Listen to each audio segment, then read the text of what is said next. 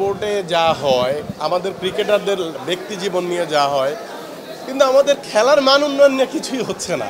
যত আলোচনা দেখবেন যে ক্রিকেটারদের ঘিরে, যত আলোচনা ক্রিকেট বোর্ড ঘিরে, সেটা প্রেসিডেন্টকে ঘিরে, বিভিন্ন ডিরেক্টরদের ঘিরে, কিন্তু আমাদের ক্রিকেটের ওইভাবে চোখে পড়ার মতো কোনো উন্নতি ঘটতেছে না।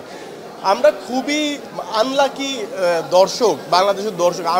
মানে আমাদের ক্রিকেট বোর্ড কি এইটা বোঝে কিনা আমি বুঝি না। পৃথিবীর অনেক দেশ আছে যাদের এইরকম পাগলা, মানে সরি টু সে, আমি পাগলাই বলতেছি, পাগলা ফ্যান বেজ নাই। মানে ক্রিকেটের জন্য আমরা নাওয়া খাওয়া ছেড়ে দিতে রাজি আছি।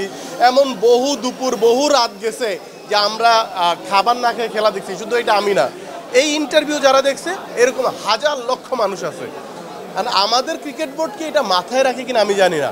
যা ঘটছে অনাকাঙ্ক্ষিত ক্রিকেট বোর্ডে প্রেসিডেন্ট নিয়ে, এইটা না ঘটে যদি আমরা দুবাইয়ের সাথে আমরা 2টা সিরিজ হারলাম, পাকিস্তানের সাথে তো হারতেইছি, তো এইটা মানে আলোচনাটা তো হওয়া উচিত ছিল আমাদের ক্রিকেট উন্নতি নিয়ে। কিন্তু আমরা আলোচনা করতেছি ক্রিকেট বোর্ডের কত টাকা লুটপাট হয়েছে, কে লুটপাট করছে, ভবিষ্যৎ যে আসবে সে লুটপাট করবে কিনা।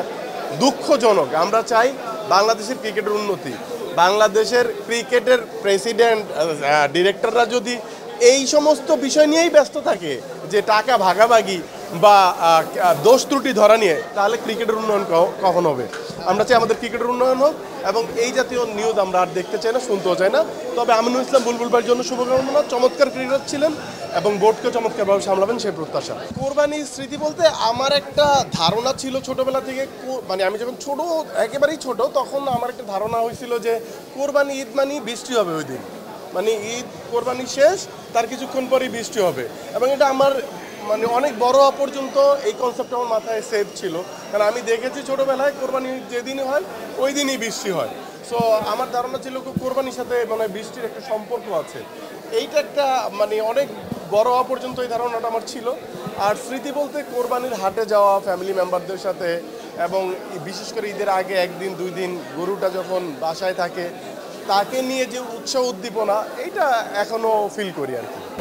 আপনাদের অভিনয় শিল্পী তারা আসলে দেখা গেছে যে ঈদের আগের দিন পর্যন্ত শুটিংয়ে ব্যস্ত থাকে, সেই জায়গা থেকে আসলে কি এখন কোরবানির হাটে যাওয়া হয় বা গরু কেনা হয়? আমি তো যেহেতু ঢাকায় বড় হওয়া, ঢাকায় থাকা, সো আমি কোরবানির হাটে, আর এবার তো আমার 5 তারিখ পর্যন্ত শুটিং, 7 তারিখে ঈদ। সো 5 তারিখে শুটিং শেষ করে 6 তারিখে যাবো ইনশাল্লাহ।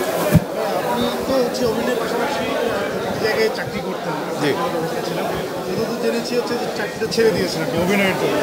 এই যে ডেডিকেশন আসলে অভিনয়ের জন্য, এই বিষয়টা আমি চাকরিটা ছেড়ে দিয়েছি, আসলে বিষয়টা এইরকম না। কারণ যেই হাউসের সাথে আমি ছিলাম বা আছি, ওইটা দ্বিতীয় ঘর, ওইটা ছাড়া আমার পক্ষে আসলে কঠিন। ওনাদের সাথে আমার খুবই ভালো সম্পর্ক আছে। তবে হ্যাঁ, প্রতিদিন যাওয়া হয় না, অনেক মিস করি।